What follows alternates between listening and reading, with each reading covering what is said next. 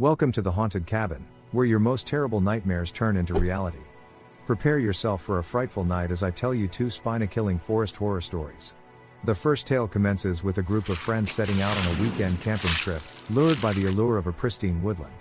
Unknown to them, the forest harbors a secret more sinister than its tranquil appearance suggests. The chosen camping grounds were nestled within a dense patch of woodland that had remained largely untouched by human civilization. Out of sheer curiosity, the group of friends decided to venture deep into the forest. As night descended, they huddled around a campfire, regaling each other with ghost stories. Little did they know that one such story was about to become their reality. The eldest of the group, Laura, in a bid to outdo a particularly eerie tale, decided to recount the legend of a menacing forest spirit known to haunt these woods. Supposedly, the spirit preyed upon those who dared mock its existence. Unsuspecting, her friends dismissed the story as pure fiction.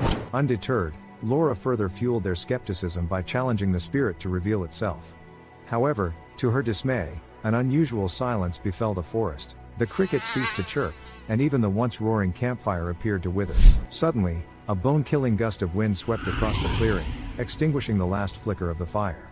Terrified, the group sought refuge in their tents. But their reprieve proved minute, for it was followed by a series of loud footsteps, striding ominously around them. The friends clung to each other in terror as the footsteps circled their campsite. At the point of despair, the sound ceased as abruptly as they had started. The forest appeared tranquil once more, but the night was far from over. Stifling a cry, one of the friends peered out of the tent only to find the intruding darkness. Confused, they turned on their flashlight, only for the beam to illuminate a set of desolate footprints, leading to the heart of the forest but not from it. Feeling the grasp of fear tighten, the group decided to suspend their worries until dawn. The night, however, had different plans. The youngest, Johnny, woke up to rustling sounds outside his tent, and upon opening the flap, found himself face to face with two glowing orbs for eyes. His scream echoed through the forest, rousing his friends. They emerged from their tents to find Johnny missing, with only a few crumpled footprints to indicate his struggle. Terrified and cold with fear, they decided to wait for the ants of first light before embarking on a search. The search proved futile. Johnny was gone without a trace.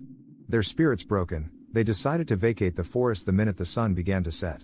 This, however, proved challenging, for the labyrinthine woods refused to offer a passage out, at least not without a final rendezvous with the lurking spirit. Their desperate attempts to leave the forest bore no fruits, and fate mockingly led them back to their initial camping grounds.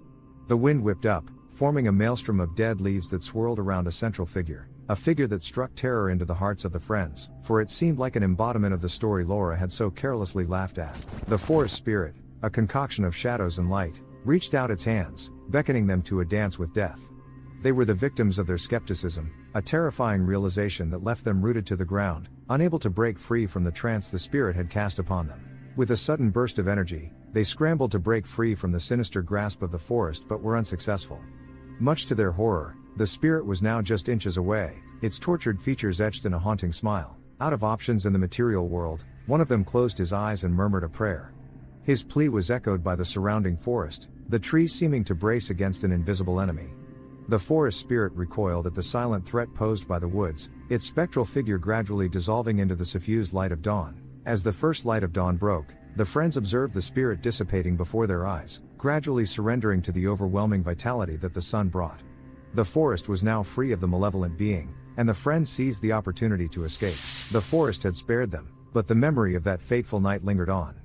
In the days that followed, they were bedeviled by haunting nightmares, each revolving around the chilling spectacle of the forest spirit.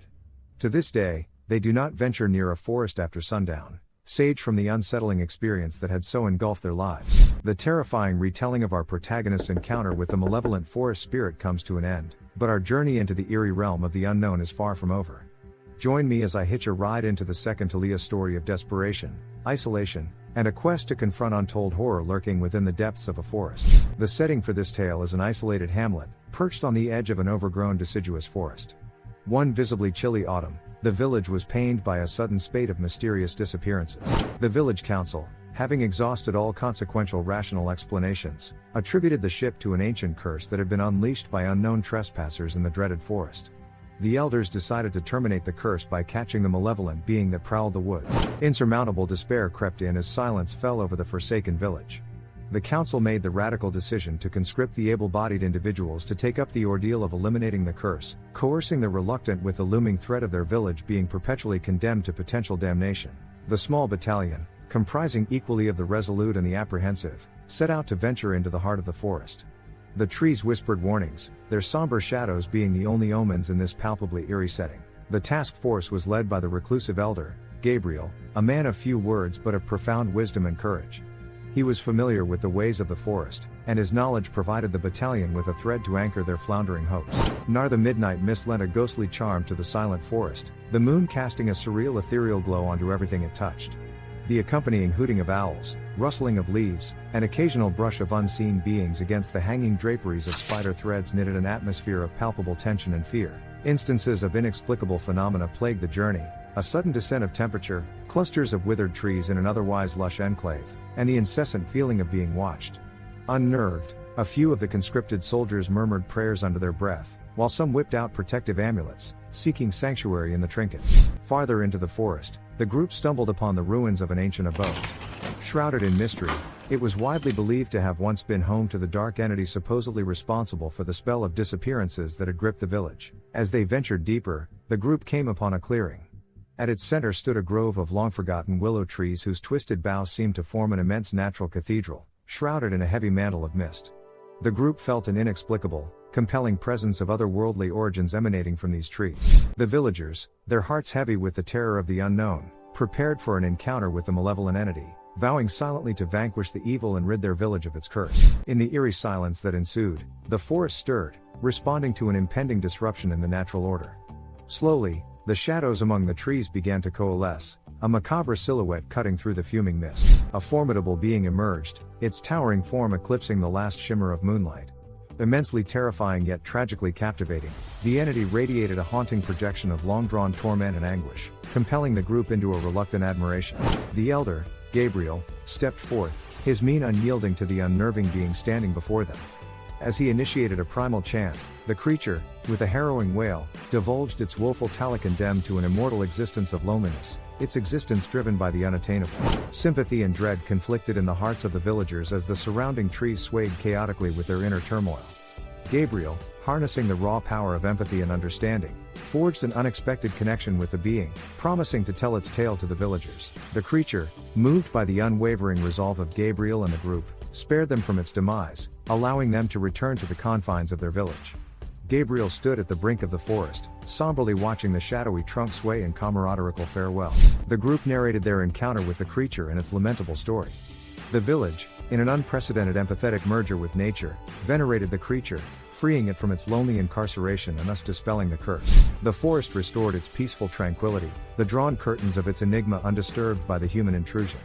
It was a silent reminder for the villagers, a warning to remember the balance that held their worlds together, and not to disrupt the tranquility of the woodland. And so concludes tonight's 2 horror stories. But remember, in the darkness, there's always something more waiting to be told. If you dare to continue exploring the darkest corners of the mystery, don't forget to subscribe, activate the bell, and share this video. Here at the Haunted Cabin, there's always a new story that will make you look over your shoulder. See you very soon. If you dare to come back.